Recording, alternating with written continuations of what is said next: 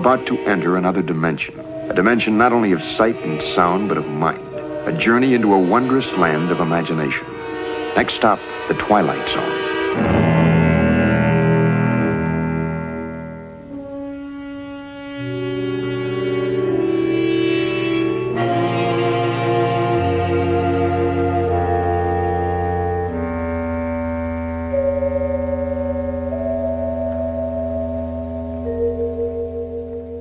The place is here, the time is now, and the journey into the shadows that we're about to watch could be our journey.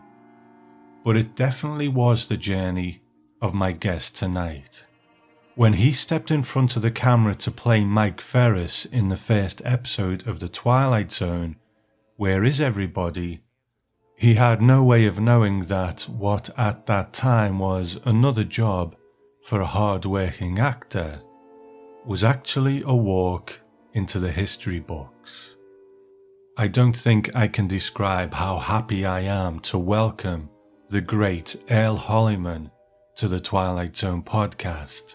But although this is the Twilight Zone podcast, going into this interview, I wanted to speak to Earl about more than just the Twilight Zone. What got him there? What else had he done? Because this is a man who stood shoulder to shoulder with the likes of James Dean, John Wayne, Dean Martin, and the list goes on, because he is an actor who landed in the golden age of Hollywood and took hold of every opportunity he got with both hands.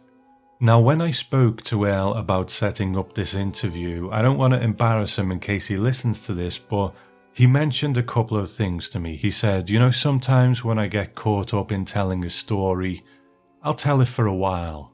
But also, I'm 91 years old and some details, names and things will escape me from time to time. So that's all completely understandable. But when we did the interview, I can only describe Earl's recall as astonishing. He's referring to names, he's talking about places and dates and even conversations that happened over 60 years ago, and they roll off his tongue like they happened yesterday.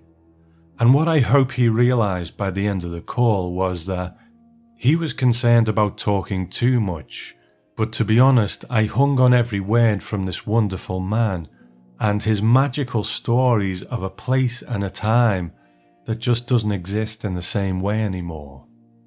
But to hear Earl talk about them still with such fondness and enthusiasm, I would have happily filled 10 podcasts with his stories and it still wouldn't have been enough. So now the only person talking too much is me. Let's go over to the man himself, because the place is here and the time is now for us to meet the Twilight Zone's first lead actor, Mr. Earl Holliman.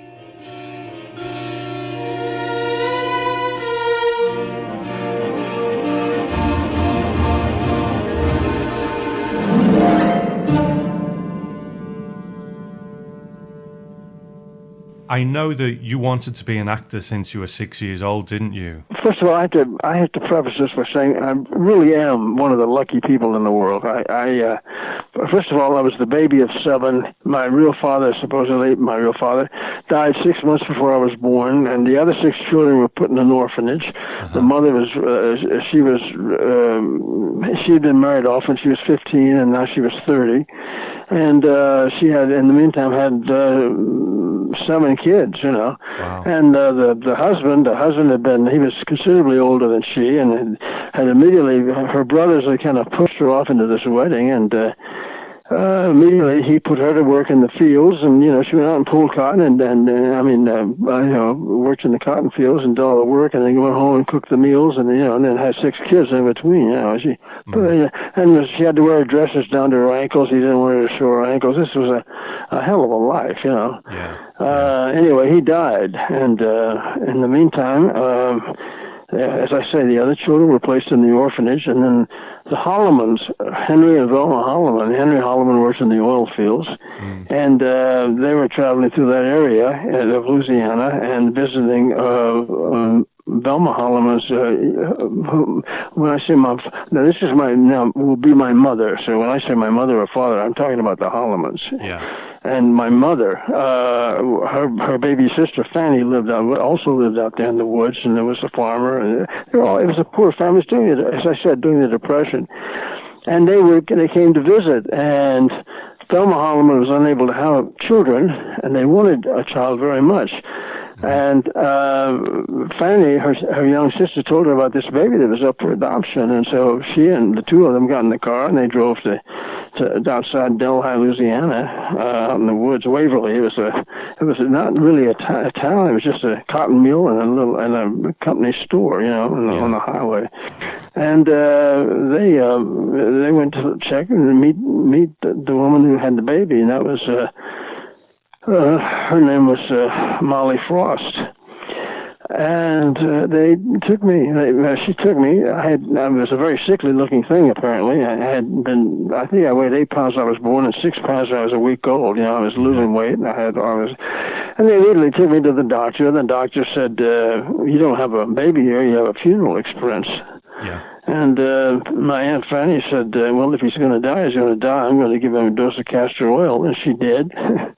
And the next day, she had a baby. She had her own baby who was a week older, who she was nursing. So she nursed me on one breast and little Catherine in for a week or two. And by golly, so I grew up. I made it, So that was a big start. It was the first time my luck was going to show what a lucky guy I was going to be. The fact that the Hollamans took me in, raised me and gave me an incredible life.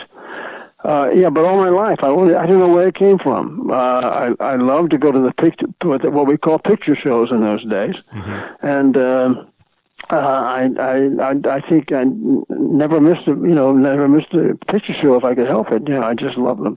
And I grew up, and people would say, "What are you going to be when you grow up, son?" I said, "I'm going to Hollywood and be a movie star." I was 5 or 6 years old, and I never stopped with the dream. My dad died when I was 13. He had been injured working for the Gulf, and he had epilepsy, and developed epilepsy, and so he couldn't work anymore, even though he looked like a very healthy man. And we had ended up, we lost everything we had, and we ended up living in this little lake, on Cattle Lake, and in this little fishing shack. It was a one-room shack. It had a kitchen area, like an enclosed porch kind of kitchen, and we bathed in number 3 wash tubs in the winter, and we bathed in the lake during the summer, and used ivory soap because it floated. So we didn't lose any soap. But it was a hell of a wonderful way to grow up. I loved it. We were right on the lake, and we swam and we fished, and I had a lot of friends, and I always loved school. I loved school, and I was a good student. I was a straight A student, and I just had wonderful. And I remember. I introduced the idea when I was about 11. We had lost it. Anyway, I had a couple of buddies, and we talked about we were going to make a home movie. We were going to get a movie camera somewhere. We had this whole idea about. I had read it in a magazine or something, and so we were going to try to do that. Never happened, of course, but we really worked on trying to do that. We were going to make a movie.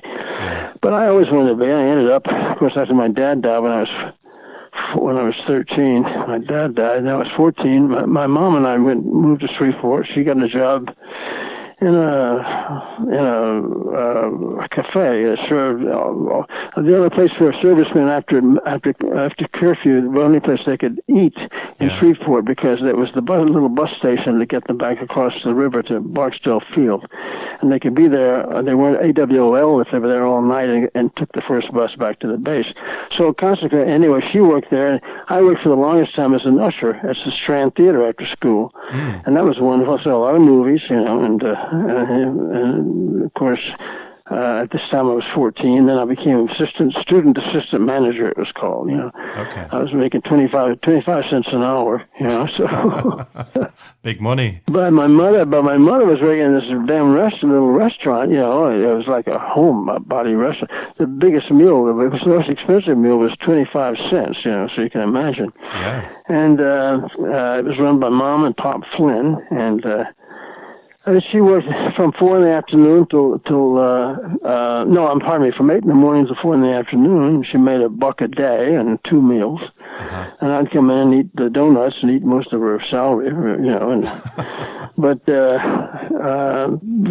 I worked in a magic shop next door, and Ricardo and Cleo had been in Hollywood. They were magicians, a man and his wife, and they used me. I worked on the stage with them, and some of the appearances they did. I worked in their shop, and I wasn't getting paid. I was working for magic lessons, and I was 14 at this time, And but anyway, then I quit. I ended up working the night shift where my mother worked, and I went on at 11 o'clock and worked till 8, and she relieved me, and I managed to save $70, and it was from that.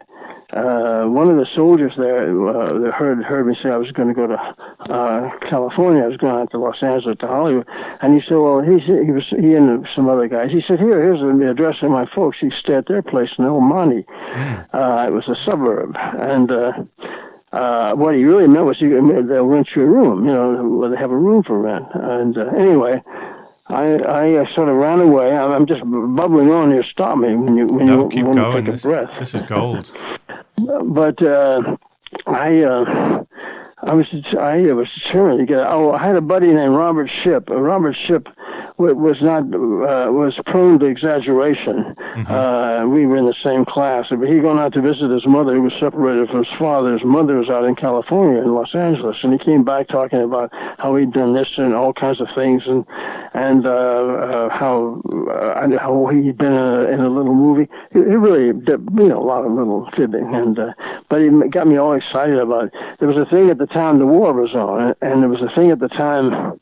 In the meantime, my dad had died, of course. I think I said that. Yeah. But there was a program in L.A., in maybe all of California, I don't know. But because of the need for people to work in the defense plants, etc., if you were 16 years old, you could go to school 4 hours a day and then work for 4 hours a day in a defense plant, I was told. So I went up to visit my mother's sister, another aunt, an older sister, in Arkansas. And then from there, I left and I called mother and told her I was going to hitchhike out to California, and my aunt said she thought it was okay. And anyway, I remember I left. I sent a card to these people saying I'm on my way. I knew your son told me about you, and I'm on my way. Yeah. They were expecting a soldier, I had the second day I took a bus to Texarkana, Texas, and from there I hitchhiked, and the second day on the road was my 15th birthday, Wow. So I was headed for California. I was going to Hollywood. Yeah. And I did get out here. I was out here for a whole week. And of course, I walked around. I went out. The first day, I got the old Pacific Electric Rail, or the trolley car and streetcar, and went into Hollywood. And I went, seeing everything I could see. I walked from Paramount Gates, Columbia's Gates, Anyway, I ended up in front of Grauman's Chinese Theater, and even then, in those days, it was a huge tourist attraction. People always walking in the lobby, in the foyer, putting their feet in the stars' footprints and all that sort of thing, or trying to step on them. So I went there, and I had bought dark glasses because I equivocated dark glasses with movie. I thought that, I associated dark glasses with movie stars. And not only that, but I thought, I knew I was going to be crossing the desert, so... So I had my glasses on, and as I walked back and forth in front of Grauman's Chinese, and I remember having this thought. It's embarrassing, but I remember having this thought. I had my glasses on and my little short sleeve white shirt, and I'm walking back and forth in front of Grauman's Chinese, and I thought, I wonder who they think I am. I really did. I thought, darn. I wonder who they think I am. Anyway, what's so ironic, and this is, I always, when I tell this story, it's like a dream come true story. When I walk there, we have something called the Walk of Fame. Have you been to Los Angeles or Hollywood? I have once, a couple of years ago. Mm-hmm. Well, around Grauman's Chinese and Hollywood Boulevard and certain area streets, and they have this what they call a Walk of Fame, and all these stars and the cement and in the sidewalk, for the movie stars and That's for right. various you get well, in front of the Gormish Chinese is one of the ones is Greta Garbo's, and you step Greta Garbo and you step over the next one and you step on Joel McCrae's. Well, Joel McCrae and Barbara Stanwyck were the two stars. The first time my name appeared above main title and star billing was a Western called Trooper Hook, and it was Joel McCrae, Barbara Stanwyck, and Earl Holliman. So that was exciting. It was from Greta Garbo. But now, what's ironic and what's so wonderful is that between Greta Garbo and Joel McCrae is Earl Holliman's star. Wow. So, it's just, to me, it's so amazing, It's just so amazing that the silly kid walking in front of the Gormish Chinese, and now he has his own star there where he was walking, and dreaming about all that. The dreams come true, You can, if you stay long enough, hang long enough, and work at it hard, and get a good lucky break. Yeah. But that break is so important. Yeah. Anyway, that was the first trip. And then from Hollywood, I went back home. I mean, I didn't have any star, without a star. I went back home and went back to high school. And 3 months later, I got my mother. My mother was going to get remarried. I got my mother to sign a thing saying I was 17. I convinced her that if I got into the Navy, I could finish high school in the Navy, and they wouldn't send me overseas until I was of age. And she bought it. And I would join the Navy. I was back in California. I went to boot camp. I was now still 15 years old. I was in the Navy, U.S. Navy. Mm-hmm. I went to boot camp, and then from San Diego, I came up to L.A. to go to radio school. There was a big armory, huge armory that was naval armory that was turned into a communication school for radio operators and also signalmen. And every other night we had 5 hours liberty, and I would hightail it up Hollywood Boulevard, and I would go directly to the Hollywood Canteen. And you know about the Hollywood Canteen, I'm sure. And the first night there, I danced with a little Virginia. When I cut in, I danced with her for about 15 seconds, before somebody else cut in. But little Virginia Weidler, do you remember Virginia Weidler? In The Women, she was the daughter of Norma Shearer. Okay. If you ever saw that movie, I'm sure. And but she did a lot of things. She was under contract to MGM. But also on some of those nights, I remember there also I had a conversation with Joan Crawford. I mean, I stood in line to get her autograph. Wow. There was a milk. If you were a serviceman or a GI, it was all free. Everything was free. There was no drinking or there was no liquor in the place. Uh-huh. But there was a big. Every night you could either dance or sit down on the dance floor, and there was some kind of a big show. Either Red Skelton or somebody was doing a big a radio show from there, or somebody was a bunch of stars were appearing. It was marvelous. Yeah. They'd have you go to the milk bar and or soft drink bar, and I remember talking to Joan Crawford, and she had I said, "Would you sign an autograph?" And she said, "Who's it to?" I said, "To Ruth Eleanor." She said, "And what would you like me to say?" Henry. She was my first name. She said, "How about Henry?" Was here at the Hollywood Canteen and misses you very much, Joan Crawford. I said, "That's wonderful." So I said, would you do another one? She said, "Yes." "Who's this to?" I said, "This is to Marcel." And she said, what can I say to Marcel?" I said, "Oh, the same thing." She said, "Oh, a wolf, huh?" It was this is my conversation with Joan Crawford. Yeah.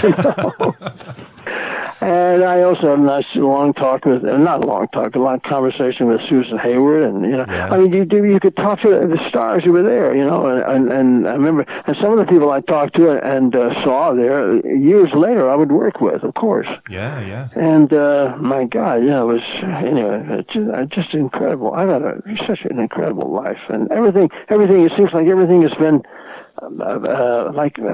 Instead of turning right, going left, and that happened to be the way to go. Yeah.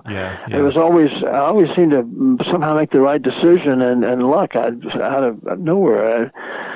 When I was going to the Pasadena Playhouse, this was the second, after the Navy, my mother told them after I was in a year, she found out they were going to send me overseas, and she wrote and told them, and they sent me home. Mm-hmm. And I went back to high school, finished high school, played the lead in the senior play, and I was the president of the senior class. Yeah. And then I went back into the Navy, for 2 more years. And while I was in Norfolk, Virginia, they had me on temporary additional duty off my ship, and I was handling. They sent me to teletype school as well. So I was handling messages for all the ships at sea, and all the ships in dock. And they formed a theater on the base. Norfolk, Virginia was a big city. Hundreds of thousands of servicemen. Marines and sailors, and incredible. It really was. Yeah. And they formed this on the base. They formed this theater to do plays. They had this wonderful woman who came from the Northwestern University, and Mrs. Stoner, and. They did You Can't Take It With You as their first play on the theater there on the base, and they had auditions open to all military personnel in the area, and I auditioned, and I got the part of the Jimmy Stewart role, the young lead guy, Right. And then after that, they did another one called Mr. and Mrs. North, and I got to play Mr. North. And all the time they were working around me they were arranging my schedule so I could still do my work, but anyway, this is long and boring, and I'm so sorry to do all this to you. Well, the thing is, Al, this is a time, in movie history that is so interesting to so many people, because, they call it the golden age of Hollywood, and it really was, wasn't it? The names you've mentioned so far, these are legends, aren't they? Well, yes, they are. And, what's so interesting is that, when I was doing Policewoman, we're jumping way ahead now, but when I was doing Policewoman, this buddy of mine, another buddy, and there were 3 out of 4, 1, 2, 3, 4. There were 4 of us, 5 of us altogether, actors. But I was the only one who had a series at the time. I was working regularly, and we opened this theater. And my buddy Pat Baldoff, former, he was in Korea and all, and he'd come back, and he was an actor studio guy, and director and actor, and he'd done a lot of dinner theaters around the country and small theaters, and as an actor, but also as a director. And he always wanted to run the best. He always had a dream about having the best dinner theater in the country. And he would scout around. Well, he came up with a dinner theater that had been built in San Antonio, Texas, out on the outskirts, on the second rim around the city. And it was a terrific theater. And we all bought it. We all became. I was a 60% owner of it, and consequently, it's called Old Holland Fiesta in a Playhouse. And we had June Allison, Lana Turner, Cesar Romero came 3 times, Van Johnson came twice, and they'd go for 5. We had 52 weeks a year, and we ran our shows for 5 weeks. And then in the summer we'd do a 10-week musical, and we had incredible talent. People. It was so interesting. People I'd talked to, people I'd worked with, people I'd been in awe of for years, and suddenly, it sounds, I was suddenly we were paying their salaries. It was amazing. It's just, I tell you, as I said, I have been so lucky all my life. Everything has worked out beautifully. I could go on and bore the hell out of you. I don't think that's possible, but I was watching a couple of your movies over the past couple of weeks. I watched The Big Combo, which you did with Lee Van Cleef early on. Right. And I watched The Rainmaker too. You Did you watch The Rainmaker recently? Yeah. Well, that was my favorite film. That was my favorite film. Is that the one that really put you on the map, do you think? That was my 16th movie. I had started out. I will have to tell you how I get into pictures. I mean, I was at the Playhouse, and Neil Levitt was also in the class with me. He had been in that Norfolk Naval Theater. That's where we met. And we worked together in both those two productions I told you about. But I was discharged a year before he was, and when he got out, I had already been to USC for a while and decided that's not what I wanted out here. I came out to USC because I realized that William C. DeMille was the head of the department, and I thought, well, he's Cecil B. DeMille's brother. That must mean a lot, I didn't know it meant butkus nothing, But in fact, I only saw him once when I was interviewed, and that was the end of him, Yeah. But I decided after a while, I thought, I'm really not getting the kind of training I want as an actor. And I love the education, but the other stuff was... Anyway, so I went to work I went to work at the Blue Cross. So in those days, but everything was done by hand. As a claims adjuster, I would go around and go through the files. You didn't have a computer and all that stuff. You had to look everybody up. Right. But I worked there until the beginning of the next season. I had been accepted at the Pasadena Playhouse on the GI Bill. So that's where I really got my training, and that was terrific. That was wonderful. And Neil Levitt and I Neil Levitt came out, and he went off to school, and we were in the same class. And there was a guy named Art Estrada who wanted to lift his hairline, and somebody had suggested the barber at Paramount named Victor, and he was going there. He and Neil were going, and they said, "Hey, you want to go?" And they were going to go to Paramount. All he had to do was go through the gate and tell him he had an appointment with Victor the barber, and because you couldn't get in the gates, at Paramount or any studio, you didn't walk in the gate, unless you had some business there. So it was wonderful. We went to the gate, and he said, "Well, I'm on my way to see Victor the barber," and then you just went right in. And I had a friend I'd been in the Navy with the first time, who now was out of the service, and he was working in the mailroom. Lloyd Noakes, and we ran into him there, and he told us where they were shooting certain scenes. And after the initial interview with Art and the barber, we went around and we were on sets, and we went around, just opened the doors and went on the set watching Alan Ladd shoot the Branded, and anyway, that's where I learned. That's one of the lucky things. I mean, if it hadn't been for Art Estrada wanting to lift his hairline, I wouldn't have known how to get into Paramount Studios. But I used that later on. I used it a lot. Right. And I used to go when I was working after I got out of school, the Playhouse. I was working at North American as a template maker. We're building Sabre jets, and on about once a month or every 6 weeks, I'd take off and go to Paramount, and I'd wave myself in. I'm just going to see Victor the barber, And I never saw Victor the barber, but I did see a lot of wonderful stuff. I walked on the set while Kirk Douglas was shooting. Billy Wilder was directing him on the scene for the that picture had a couple of different names, but the one where the guy was trapped in a cave, and he was a reporter, and I mean, it was called, oh God, now I can't think of the name of it, but it was a big film of theirs, and I later, ironic, later on, of course, I was going to work with Kirk Douglas twice, and Gunfight at the OK Corral and Last Train from Gun Hill, but at that time, I stood in awe watching him. I watched Laurence Olivier and Jennifer Jones do a scene from Sister Carrie. Wow. I would go around from set to set. It was exciting. That was, and I was sitting there while Jose Ferrer, who had just won the Academy Award for like Cyrano de Bergerac. Exactly, Cyrano de Bergerac. Yeah. And anyway, and watched them, and I don't know. But that's what I used to do. And while I was on the lot, there was a young actress I'd been in class with at the Playhouse named Doreen Martin, and she introduced me to. We were all talking in a group, and she introduced me to Paul Nathan, whom I spoke about earlier. And when I go back, every time I went to the studio, I'd always drop in on Paul, and kid him and say, "When are you going to put me in pictures?" And we became good friends. We had a similar humor, and we enjoyed each other. And he turns into really like my best friend. They were about to do a picture called Scared Stiff with Martin and Lewis.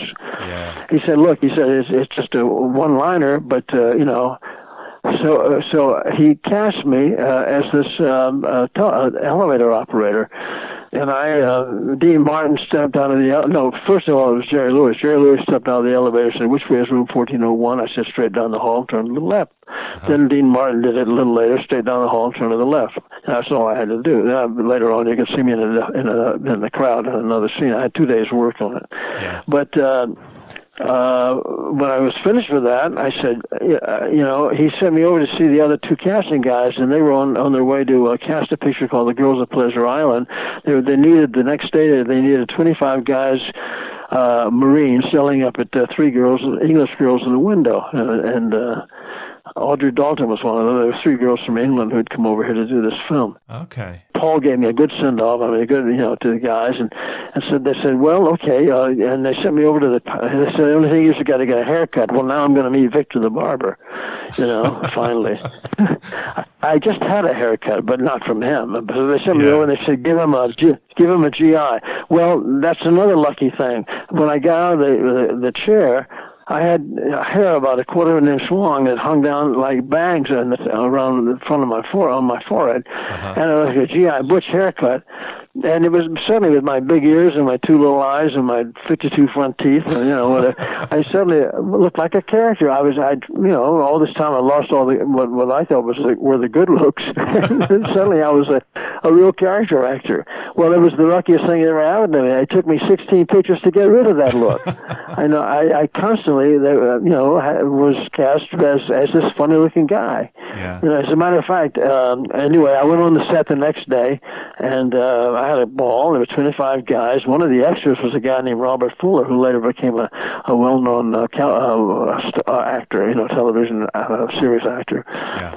But there were four of us bit players. They wanted the bit players to be able to have if they had to throw a line to somebody, you had to be a bit player, if they gave you a line. And so the other was you could just yell up ad lib kind of stuff. So I was having a ball, I remember yelling, I was really hammy, I was yelling up, come on down, baby, daddy won't buy it, and all that ridiculous, all that ridiculous stuff. Yeah. And but when they saw the rushes, Paul went to the rushes, just to see what happened. And what the rushes are. The next day they wanted the film they had shot the day before, and he said, you really come off on screen. He said, I think they liked you. I got the sense they really liked you in the dailies. And it was all a bunch of guys, but stood out. He said you should go over and talk to the assistant director and tell him that that you understand they liked you in the rushes, and that you to get a shot you'd be willing to work for scale, and they could cast you and you could be around anytime they needed a familiar face. They'd have you there, and I did exactly that. And of course, the guy said, the assistant director said, I liked you. He said, I liked that other little guy too, Ross Bagdasarian, who became later known mostly in this country for, he was an actor, but he also was a songwriter. He wrote all those Alfred the Chipmunk songs, Oh, wow, okay. if you remember that. Anyway, but so he put us both on the film and then used us, all through the picture. And then the story began to snowball about this guy with the funny-looking haircut who'd been picked out of a crowd scene. And I got a call from an agent. And then Paul spoke to me to two of the big guys. One of the big guys at William Morris, Jimmy Townsend, and one of the big guys at Sam Jaffe, which was Phil Gersh, both top agents. Yeah. And he gave me a big song. He gave him a big song and dance about what a good job I'd done. I was so scared stiff and all this stuff. And anyway, I made up a story and went in and acted a part. I mean, I was a lot. Actually, I was a little shy, but I had to get over that. So I created this guy. I was now working in, at that time I was working in. Also, if I got a regular job, I'd have to leave my. If I got a picture, I'd have to leave a regular job. I had I was now selling. I was in edge of Beverly Hills, and we were working in a little plant where we made oxygen therapy units for people with lung diseases. And anyway.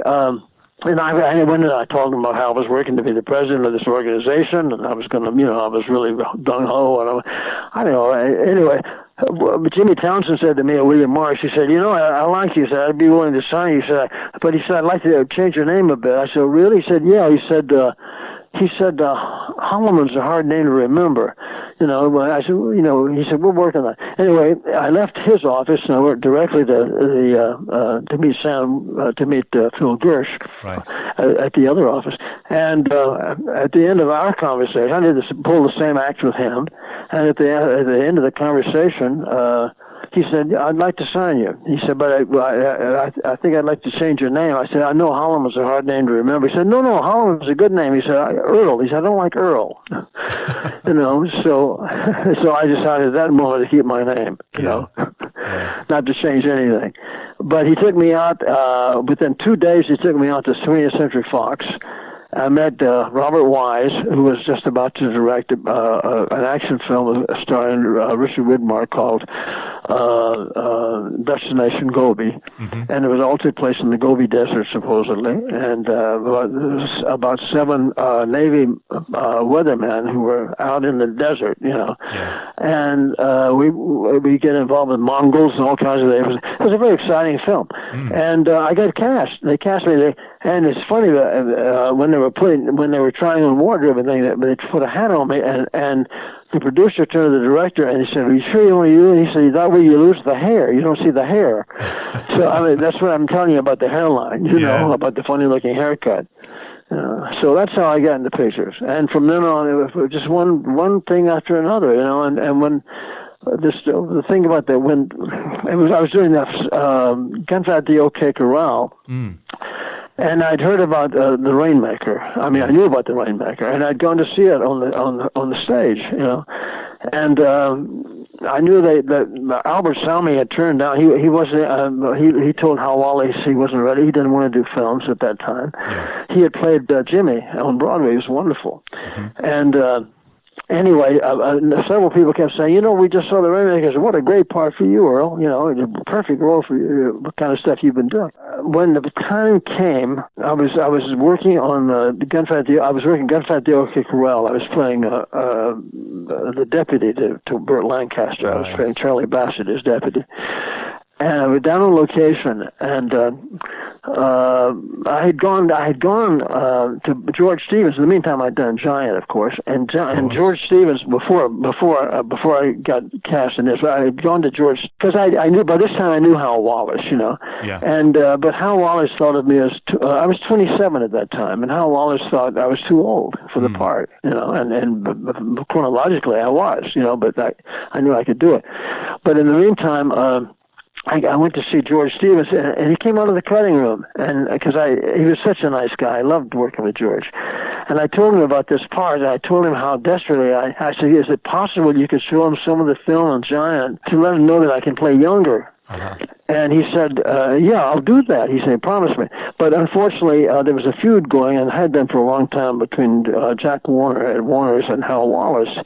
And it came from the night that Jack Warner, when Wallace got the producers got the Academy Award for Casablanca, and Jack Warner asked him to see it, and he never gave it back to him.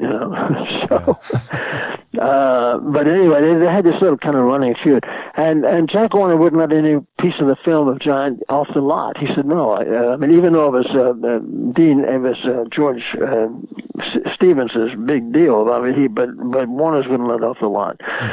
So Paul Nathan was in Hal Wallace's office when George Stevens made a call. It was very sweet of him. Yeah. He made a call to Wallace, and he put a big push in for me. And Hal Wallace said, "Well, maybe." He said, but he said, this character is 18 years old. And he said, well, he played 16 for me, Hal, Wallace, it was wonderful. He really pushed me, And Wallace said, well, maybe I'll test him. Yeah. But that was the end of that. Never happened. I was now working in the meantime, Hal Wallace had signed Elvis Presley for a multi-picture deal. And the guys in New York, the New York office, were desperately pushing Wallace to use him as Jimmy, as his first film. It would have made a fortune, Wallace Wallace had a lot of films on him, but they wanted him to use him in this. Now that I don't know if Katharine Hepburn could have said that. I don't think she would have, because I really don't. But I got a call from Paul. I just finished shooting a scene with Kirk Douglas and I was all through to come back. I could come back. And Paul said, get back as quickly as you can. He said, Wallace isn't going to test you. Right. He said, you're going to lose this part to Elvis Presley. If he said they're really pushing him for this part. Mm-hmm. He said, get back as quickly as you can. He said, because we can use you. We're testing Pat Stanley, the girl who was such a hit in Fiorello in New York in the musical. We're testing her for a contract, and one of the scenes we're using is from Sons of Katie Elder, and others from the scripts that they had ready to do later on, pictures they would make. He said one is for Jim, one is the Jimmy Snooki scene in The Rainmaker where they meet, and then he said that's the one we're going. He said that's the one we'd use you for. He said that way at least Wallace, at least he could see you in the part, at least. So I did. We tested. Pat and I met, and we ran the scene, and we did the scene. And when they ran the rushes the next day, in Richard Nash, who'd written the play and was also doing the screenplay, he was sitting there with Hal Wallace, and he was sitting there with Joe Anthony, who was going to direct the picture. And in Richard Nash pointed to me on the screen, and this was one of those lucky things. He said, "That's the boy I wrote it for." Wow. Now, he didn't mean me particularly, but he meant what I was doing with the part, Right. And I thought, oh my God, I was in heaven, because I thought, that's it, that's it. Yeah. Well, that wasn't really it. It went on for another couple of weeks. And in the meantime, I got an offer from Fox to do a picture called Sound of Bugles, which was a war story with Terry Moore and Robert Wagner. And it wasn't a great part. It was a nice part, but not a good part, not a wonderful part. Nothing exciting really. Yeah. And Paul called me at the office, and he said, Earl, he called me at home. And this was a few days, after that. He called me one day at home. He said, Earl, he said, I tell you what you got to do. He said, you are on the edge of losing this part. He said, despite what the screenwriter said, they are pushing Wallace so hard to get Elvis into this movie, And he said, I'm going to tell you what you have to do. He said, call up Ronnie Lubin, who was representing Paramount for the Gersh office or my agent. Yeah. And he said, tell him he's got to go to Hal Wallace and tell him that Earl has been offered this great part at Fox, and he has to let them know right away he's going to take the part. He said he was so excited about playing this role, but you've kept him on. He said we have been told tonight. So he said we have to know by 6 o'clock tonight if you're going to use Earl or not. And Ronnie said, I can't do that. He said, I can't do that to him. I can't say that to Mr. Wallace. He was scared, really scared. I said, you got to do it. You got to go and you got to do it. Paul said, you got to do it. Well, he did. And then I got a call from Paul. Mm-hmm. Paul said, Earl, he said, if the phone rings, don't answer it. He said, Wallace is going to try to call you. He said, if it rings once and then there's a pause, but then you can pick it up. But don't pick up the phone today unless it's that kind of a code. Right. So I sat all day and he called me. Paul said, Wallace called him in the office and said, where's Earl? And Paul said, he's home. How? He said, well, he's not answering the phone. And Paul said to Hal Wallace, he said, he doesn't want to talk to you, Hal. Really? He said, he doesn't want to. He said, well, why do you want to talk to me? I mean, but knowing Wallace, I mean, he was a little perverse at times. He said, why do you want to talk to him? He said, because he said he was so excited about this part. Everybody said he was perfect for it, and the screenwriter said that's the guy who wrote it for. Yeah. And he said, and wow, Earl has been so excited all this time and preparing and he said, it's nice. He realizes that you just kept him hanging, and he has this great part at Fox that he's going to accept. Mm-hmm. Well, at 6 o'clock the phone rang once. Then it rang again. After a pause, it rang again. I picked up the phone, and Paul simply said, you got the part. Wow. That's how I got Jimmy. It's just, it's having somebody on your side. Yeah. Wow, it all worked out so well because you won an award for the movie and everything, right? I tell you, all the talk was about the Academy Awards, and I didn't believe in taking ads. You know, I mean, they were always taking ads, and I said, no, if I deserve it, I'll get it. Yeah. You know, I mean, even the assistant director, as we were doing the last scene, he said, do a good job on this scene. He said, because you're going to get an Academy Award for this part. Anyway, everybody seemed to think. As a matter of fact, Tony Quinn, who won the Academy Award for Lust for Life that year, in the same category, supporting. He was Paul was at the table when they were having it with Hal Wallace and the agent, the press agent for Tony, because we were shooting a hot spell at that time, and I was playing Tony Quinn's son.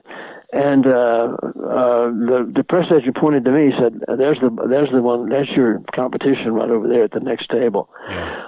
Well, as it turned out, I wasn't his competition because in those days, that was the last year that all the nominations were not made by Academy members, they were voted on by Cabinet members, but the nominations were made simply by actors. Right. And there were like 16,000 members of the Screen Actors Guild, and actors are kind of known for not seeing it. Everybody can't see everything, you know. So the picture came out at the end of the year. Now I did beat Tony out on. I mean, they had Herbert Lom from War and Peace, and 2 stars from Baby Doll. Okay. And I can't know their names. But you know, I mean, and Tony Quinn and myself, we were the 5 guys nominated for the Golden Globes for the supporting award. Mm-hmm. And yes, I did get it. But the night of the awards, they were so sure I was going to get it. This was after I'd already gotten the Golden Globe, or had been named to get the Golden Globe. Yeah. They sent me they had me interviewed by Luella Parsons. I was sitting on the couch with Luella Parsons and B.B. Klein, the woman from Paramount's press department, who took me there, was to come over, go to the phone, call, get the winners, come back, and congratulate me on being nominated. That's how sure they were, you know. Wow. And she came over and she said to me, "You weren't nominated." I can't tell you what a heartbreak that was. Wow. You know, I really, it was such a, I smiled, and she commented about how, Luella just talked about how, you're just getting started. Mm-hmm. She was so excited that Robert Stack had been nominated. Yeah. Luella said, "Oh, you've got years ahead of you." But what people don't realize that those parts don't come along, you know. I mean, you gotta have it on the page, but you just can't make it up as you go along, you know. And I got some wonderful parts, but I never got a part quite as stunning. And it was such a terrific thrill working with Catherine Everett and Burt Lancaster, and they were so wonderful to me. I think I told you about Burt taking me to lunch one day, didn't I? No. I mean, I love every day he read a book. When he was sitting around waiting, he was such a reader and such a sweetheart. Really, such a great guy. I fell in love with him and with her as well. She was so great to me. In fact, the whole we had like a big family in that movie. You know, it was a small cast, but we were all so close, really. And Kate was, I got to know her so well, and Bert took me to lunch one day, and he was telling me I should really work out. He was talking about, he as you know, he was an acrobat, that. Yeah. In the circus, and he said I should work out, and he said, you got good shoulders, and I'll never forget this, and I couldn't help but laugh. And he said, and you got a nice little ass, so. Fantastic. Oh, when Burt Lancaster says you got a nice little ass, you have to think about it. That's better than the Academy Awards. Yeah, that was my reward. This is fascinating. It's fascinating, but you made a kind of transition to television, didn't you? And worked a lot in television after a certain point. Well, I did. I did, but I also mixed it up with theater. I mean, with movies and theater as well. Yeah. I managed to do. Are you familiar with very much with Tennessee Williams' work? Oh, I know who he is, yeah, but I can't say I'm that familiar with his work. One of his big hits, of course, was Streetcar Named Desire. Yeah, yeah. Well, we did that at the 25th anniversary of it at the big theater downtown, in L.A. here, the music at the Amundsen. And that was John Voight and Faye Dunaway, and then I played Mitch, the Carl Malden, and Carl Malden was one of the names I was thinking of from Baby Doll. Yeah. But anyway, I did Mitch, and it was a wonderful part. Yeah. And I had done before, and Tennessee was there opening night. Well, he was there the night before opening. Oh, he was there opening night anyway, and he was backstage. And I'll tell you about that in a minute. But he also came when I did Camino Real, which is a wonderful, interesting play. 16 blocks on the Camino Real. It was a wonderful play, and I did that. It was at the Theater in the Round at the also at downtown at the same music center, the same complex. They have that was the projected stage on the audience. I did Kilroy. Kilroy's the lead. And he's all over. He runs all over the theater. It's a marvelous part, an incredible part. And it's just a smashing role. And Karen Black was a young gypsy daughter in it, and Victor Buono, and I had a wonderful cast. Irene Tedrow. Anyway. Tennessee came to see it 11 times. Wow. Okay. Yeah, he really did 11 times. And on opening night, he was there, as I said, the night before opening to see the press night of Streetcar. And the second night was the opening night. Afterwards, people standing back in the hall, in the corridor behind the stage, and it's a big place. It's really a huge place down there. And we're all standing in the hallways, and people talking and congratulating and all this. I look over, I see Tennessee looking at me from a few yards away, just standing there with a big smile on his face, staring at me. And he came over after a while, and he whispered something in my ear, and. Mitch is not the lead guy, but it's a wonderful part. Carl Malden got a supporting award for it, a supporting Oscar for it when he did it on Broadway. I mean, he did it in New York. I did it in the movies. Anyway, Tennessee came over at one point and whispered in my ear. He said, "You're the leading man." You're the leading man. He said, it was sort of, he whispered it, but it's like, you're the leading man.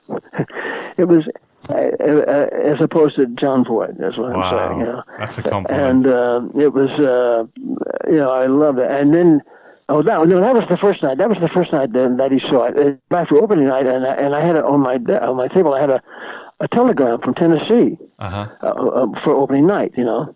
And I have that framed underneath the picture that we had taken that night at the party afterwards, because nobody would believe it. And I had him sign it because nobody would believe it. But it says, "Earl, you're Kilroy, you're Mitch, best ever." Wow. Well, yeah. Amazing. I mean, just to have that, it is amazing, And I mean, it's. I know it sounds very hammy of me to tell you that, but I'm proud of it, No, you should be. I was so proud of that, Yeah, definitely. Anyway, I'd like to ask you about The Dark Side of the Earth on Playhouse 90. Oh yeah. What I remember of it, that was even further back than. That was a year before we did. Twilight Zone. Yeah, but that was the first time you kind of spoke Rod Serling's words, wasn't it? Because that was a Rod Serling play, wasn't it? Dark Side of the Earth. Yes. I didn't know Rod Serling at that point, but I had left my agent, which basically was really a mistake to leave Phil Gersh, but I wanted so badly to do, because I love theater, and I wanted so badly to do good live television. And the best television on at the time was like Playhouse 90, which was once a week. It was a 90-minute program done live, all over the country, a drama, and all really classy. And so I left them, and then because MCA wanted to sign me, and I went to MCA, And the very first morning, they had me meet their Ethel Wynett in the office. Ethel Wynett was the assistant to John Houseman, and running Playhouse 90, taking care of casting and all that. Yeah. And they cast me in The Dark Side of the Earth, and I was cast with it was Rod Serling had written the script, and Arthur Penn, of all people, directed it. Yeah. And I co-starred with 3 Oscar winners, Dean Jagger and Van Heflin and Kim Hunter. And it was a very classy event, And Rod he was there for all read-throughs and rehearsals. And the second day, after going through the script, second day, or it was the end of the first day, or it was the second day, I'm not sure. I went up to him and I said, because writers are often unapproachable. They feel like actors should stay in their own little corner. Some of them, And I'm never shy about making a suggestion if I have one, And I went up to Rod and I said, I feel like I'm missing a scene here. I said, I'm playing this captain who ends up, who is such an admirer of this General Van Heflin. And at the end, of course, I have the General and the other 2 people, I mentioned Dean Jagger and Kim Hunter, have them all shot, And so that's how I have to. You've seen it, I assume, have you? I've not been able to find it. I haven't been able to see it, no. Well, I don't know whether you have to do that, but it's. But anyway, I said to him, I feel like I should be telling him, expressing my admiration about what respect I have for what he did at St. Petersburg and for Stalingrad and all this, all this. He took out a pad and began scribbling, and took down notes. And by golly, the next morning when I walked in, he handed me the page that he had written, almost word for word. I'm sure it was cleaned up better than I told it to him, but the thoughts were all there. I'd expressed, It's wonderful because most writers are not that available. They aren't that. They're too. But he was so approachable, and we got along great. He had a wonderful sense of humor, and I once said to him, he said, "Let me put it this way." He said, "This is what I said to somebody." He said, "Let me put it this way. You're wrong." So, but he did. He had a wonderful sense of humor, and he was such a sweetheart. He was such a delightful man. He really was. I had such admiration for him, and of course for his work. Yeah. He did some wonderful stuff, and he fought like the devil to get that. I didn't realize it when we were doing Twilight Zone. Well, what happened is, I think I told you, but. A year after I did that, I was hired. I was told that Ethel Wynett was offering me a role in the Playhouse 90 a year later, called The Return of Ansel Gibbs. I think that was the name of it. And it was with Melvin Douglas, who played my father, and Mary Astor, though we had no scenes together, played my mother, and Diana Lynn played my girlfriend or something. Anyway, but I really didn't like the part that one. It was an interesting part, but I said, I don't really understand the character. I said, it's something about the character. I don't really get it, And anyway, Moni James, who was my main agent there at the time, one of my main agents at MCA, said, "Well, I got to tell you," she said, I told Ethel what you said, and she said, "Well, if he doesn't do this, tell him to just forget Playhouse 90." Wow. So I did it, and I wasn't as happy with it as I would like to have been. So I was not terrible, but it just was. I just never really understood what the hell I was doing about some of the stuff, Anyway, that's how I ended up with. But the nice thing, luck came in again. If I hadn't done it, I probably wouldn't have done Twilight Zone. Right. Because it was, after rehearsing, I think I told you this, after rehearsing that one day, one of the first couple of days, I walked down through the parking lot to go home, and I ran into Rod Serling, whom I had not seen for a year. And that's when we began to talk, and he told me what he was doing, and and about this, and he said science fiction, and I said, well, it's Oh, he said, that's when he said, we've offered it to Tony Curtis or Tony Perkins, I can't remember which one. But he said they wanted too much money, and he said, I'm going to send it to you. Read it, and see if you want to do it, or something to that effect. And I didn't. I think I told you, having been in Planet, I thought, well, another science fiction show with 30 guys and a spaceship. So when I got it, I was just fascinated, intrigued by it. I pushed my dinner aside and sat and read the whole script at supper that night. At dinner. I mean, did it seem like something different at the time? Was it, did it seem a bit out there, a bit strange, or how did you feel about it? Well, first of all, reading it, I got goose pimples reading it. I mean, it was just as I did today watching it. It was just so compelling. To me, this guy, this loneliness of this whole thing, and of course, I was dying to. I leapt at it. The chance to do this character. And we had to read through, and that was kind of interesting. It was just because there was nobody there to act with, just me. But they read the stuff in between the lines. The action stuff. Yeah. And I was a little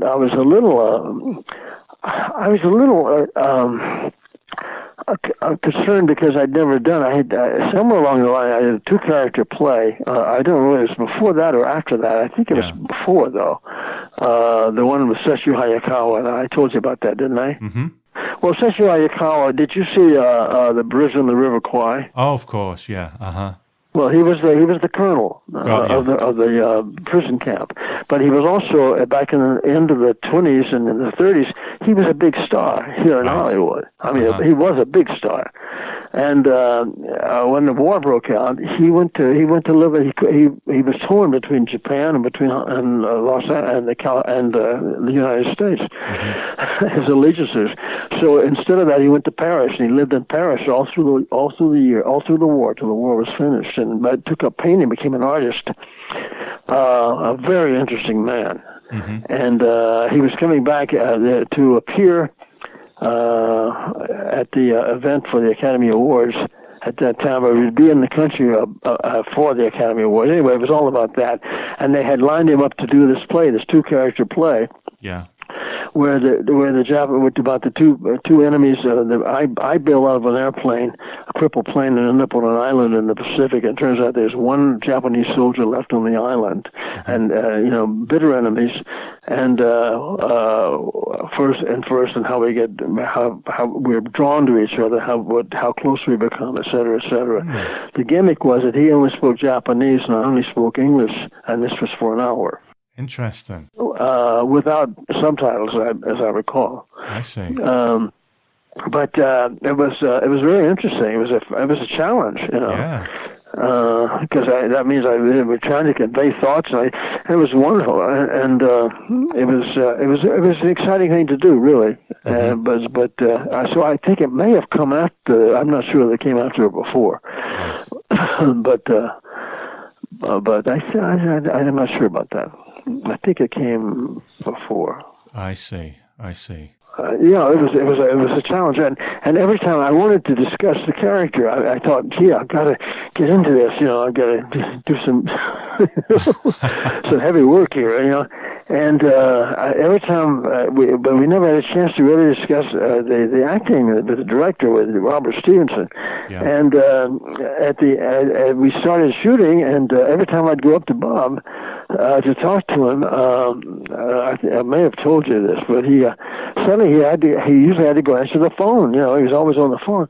And so I never talked to him about the character. We never talked about the character. Wow. And it turned out, he told me later, as we became really good friends, he said every time I came up to him, he doesn't want to talk about the character, and he didn't. That's not the way he works, Yeah. And he said he would make excuses and always have a phone call. Every time I approached him to talk about the character. So was it difficult to do then? Well, it was. I was watching it today, and I kept thinking, do I look self-conscious? But anyway, a lot of some of the words, for example, I think I've said this before somewhere in print, but some of the words, like when discussing Scrooge and a bit of wheat. I mean, it was something that I ate, for when it was. Some of the stuff I felt it seemed a little strange coming. The words seemed a little strange coming out of my mouth. Yeah. I mean, it wasn't that I couldn't do it. I mean, it wasn't embarrassing, but it was just it didn't always fit in my mouth. I understand. But it was. I had fun doing it. I mean, I loved doing it. But as you know, the first day we shot, the very first day we shot, it was getting toward dusk, and we had another shot to finish, or to do. And as I heard the cameraman reloading, I heard quite loudly, "Uh-oh," coming from the cameraman. I think I told you that, didn't I? No, please go ahead. It seemed that I don't know, I never found out what the real story was, what had happened, but it seemed that somehow we didn't have a shot. Right. That we were going to have to go back the next day, and they said, well, we'll have to reshoot this, everything we did today. And that first day was a killer. I mean, that was a long day, and and as the only actor, you were always up there, Yeah. and it was very tiring. I was obviously getting very tired. Uh-huh. And when I went home that night, I didn't feel well. I took my temperature, and I had 102 degrees of fever. And this was following the first day. Wow! Oh my God! And I took a hot bath, and I did some pills and stuff. And I went back the next day. Other than being playing some stuff a little hoarse, I seemed to be okay. But that first day was a killer, and then have to do it all over again was wow. Was rough. As I recall, we had to do everything over again. Right. I know the director didn't really want to talk to you about the character, but was Rod around? Did he speak to you much about it? He was always a lot. He seemed to be like he was there a lot, and I was delighted because I could see that he was pleased, or he'd make suggestions. I think mostly to the director or to the cameraman. I don't remember ever really talking to him either about it too in depth. Yeah. It was just something you took a hold of and said, okay, let's do it. Yeah. But I think, and this was misquoted, and I'll tell you, I did make a suggestion once when I was in the. Because I didn't realize yet what was happening. Uh-huh. I didn't realize what trauma there was behind doing this whole thing, and how much he had how hard it was, and how much depended on it being terrific. Yeah. How much it depended on being something that he could sell, go back to New York and sell to the sponsors, and if I'd known really how thank God nobody kept saying, we got to get this right, we got to get this right. You got to be good. You got to be wonderful. No, nobody did anything like that, and I didn't realize, just how important. To me, it was another show. Mm-hmm. It was another Rod Serling show, but I didn't realize that he had not yet sold it. That it was not it could have gone right to the shelf. Yeah. If it was not something they wanted to put on the air. I really struggled to do the right thing, and I didn't know that when I made a suggestion. I said, Rod, why don't I, when I'm in the phone booth, I'm looking through it, of course, the names that I heard them today, I had to laugh, because the names I was using were all my relatives' names, that I was reading, supposedly. Anyhow, like Velma, that's my mother, Velma. My stepfather's name is Balak, or was Balak. Anyway, after my dad died. But anyway, I said, what if I, in my franticness or whatever, tore out a page and you just kind of shoved it in my pocket as I saw the police station and went over to I said, and then it could fall out. Maybe when I'm on the stretcher, they could fall out, or when they take me out of the capsule or whatever, and then suddenly you realize that maybe it wasn't all just a dream, imagination or whatever, he said he liked the idea, but he said we can't. He said I can't do anything. He said that's the big problem. He said that they don't want to do science fiction, and he said they don't want anything that isn't explainable. Yeah. But I didn't realize. I had no idea that there were so many things against him getting it on. But he actually really did a sale. Have you seen that? Well, do you have the definitive Twilight Zone collection? I do. Is that where they have the book? And there's a book there, and then maybe that's by Zikri. And then there's also the original his sales pitch to the that's network. Right. Yeah, that's right. And then he goes in that. He leads into where's everybody? Yeah. Okay, well that's what I was looking at. But I had no idea that there was so much going on. That there was so many strikes against his getting it on. Yeah. But I mean, if they hadn't liked it, if he had done something that sponsors would say, well, how can I? Well, one of the things they said was against it was the fact that they didn't have a regular cast, they weren't sure what they were selling at the time, or some of the sponsors, and the network was a little confused about it, and they said, well, Resident Holloman going to be there every week or what, It's not like, but anyway, I said, that's when he explained to me how slim a line he was walking, and had to be very careful that we did something that was unexplainable, and this certainly was explainable. And by the way, of course, I didn't know at the time that he had based that on a real situation. The cover magazine story, the cover story on Time magazine during that year about the experiment that was being done at NASA with this astronaut whose name was practically the same thing. He said Mike Ferris. I was playing, and I think Mike Farrell was the name of the guy in the astronaut. And they were testing him to see if he could withstand the loneliness of a trip and do all of his chores and do all the things that he's supposed to do. Yeah. And that's had stayed in his mind, and he went to that, and that's where Mike Ferris came from, my character. You mentioned talking about ripping the page out of the phone book and putting it in your pocket. Did you know that Rod actually wrote a story version in a book version? And in that book version... About the stub? Yeah, so about that. The ticket? Yeah. Well, I only know about it because I've read about it. I've heard about it since and read about it, and that's in this book, too. Okay. Because I was not responsible for anything to do with that, with the stub of the theater. That was what I was responsible for, was just bringing up the fact that establishing something like a page out of the phone book. Yeah. But I never said anything. We didn't have any, and I don't know. I would have had to take a stub, to take a ticket to get into the theater.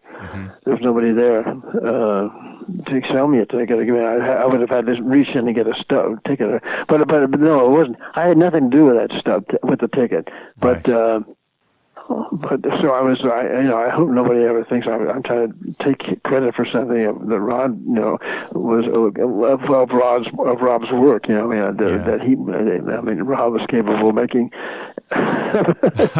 making his decisions all day long around me.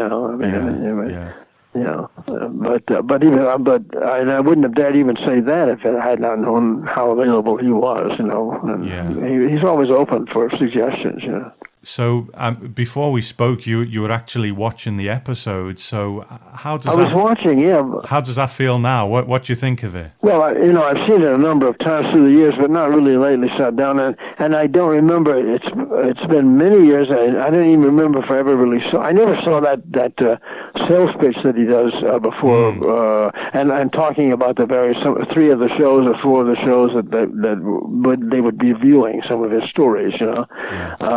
But I'd never seen any of that.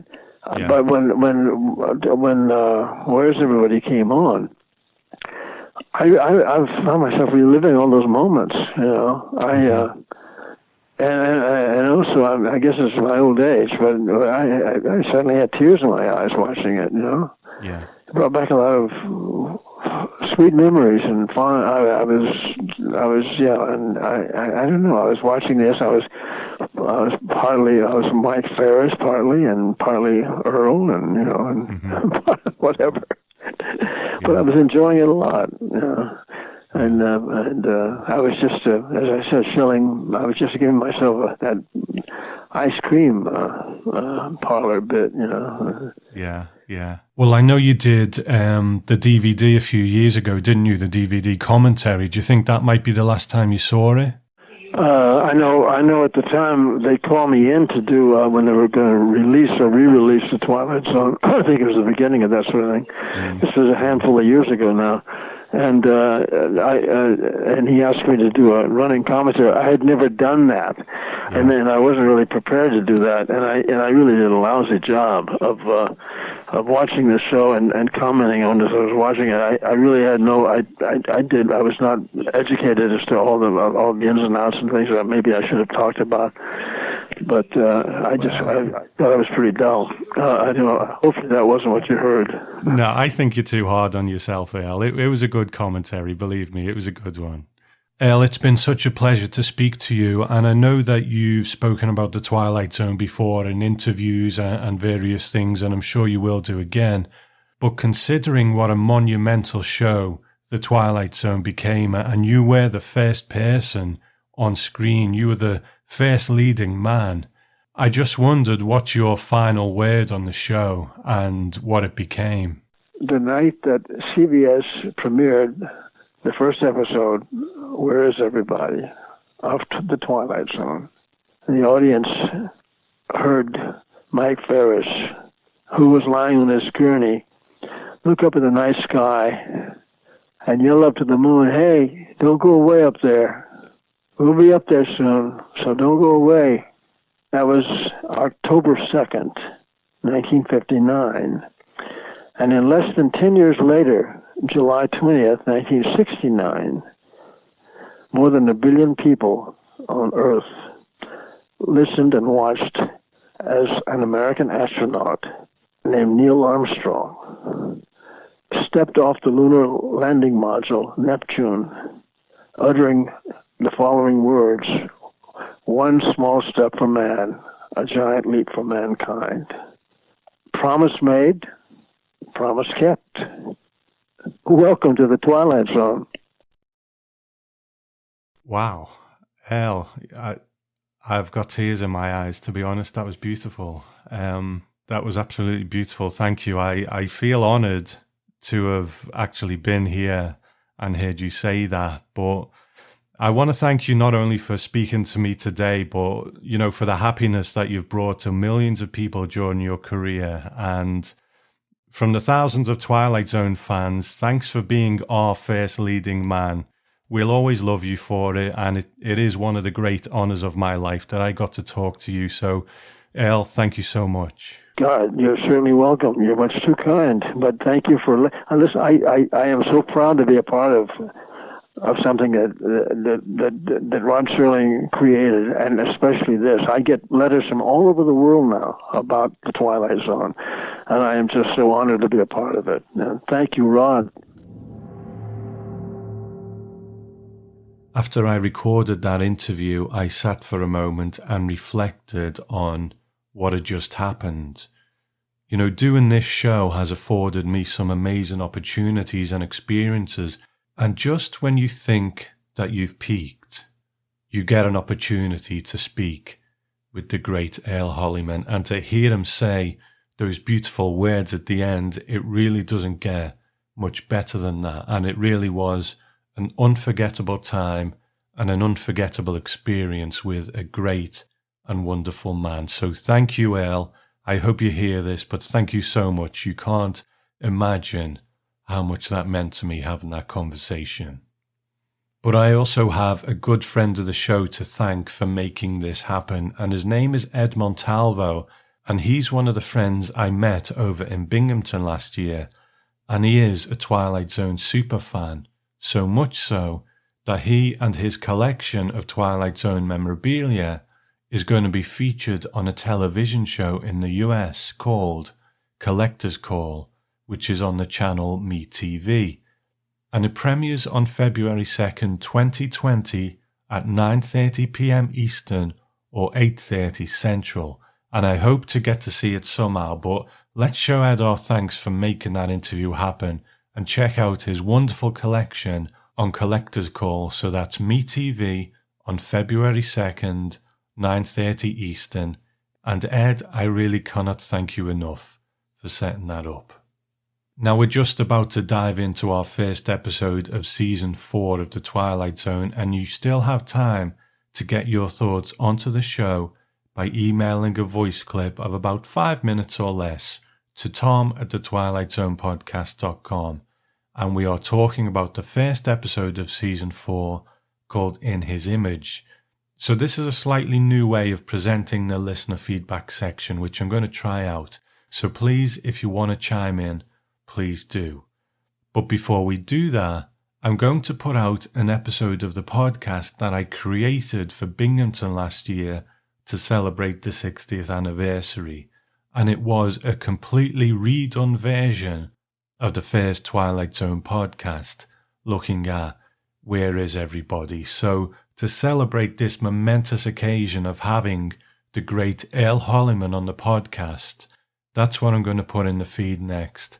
And then we'll continue with Season 4. So I hope you enjoyed this wonderful time with the Twilight Zone's first lead actor. And, you know, I still can't believe it happened. What a lovely man. What a magical time that was. And I will speak to you soon. Hey, don't go away up there. Next time it won't be a dream or a nightmare. Next time it'll be for real. So don't go away. We'll be up there in a little while. The night that CBS premiered the first episode, Where Is Everybody? Of The Twilight Zone, the audience heard Mike Ferris, who was lying on his gurney, look up at the night sky and yell up to the moon, "Hey, don't go away up there. We'll be up there soon, so don't go away." That was October 2nd, 1959. And in less than 10 years later, July 20th, 1969, more than 1 billion people on Earth listened and watched as an American astronaut named Neil Armstrong stepped off the lunar landing module, Neptune, uttering the following words: "One small step for man, a giant leap for mankind." Promise made, promise kept. Welcome to the Twilight Zone.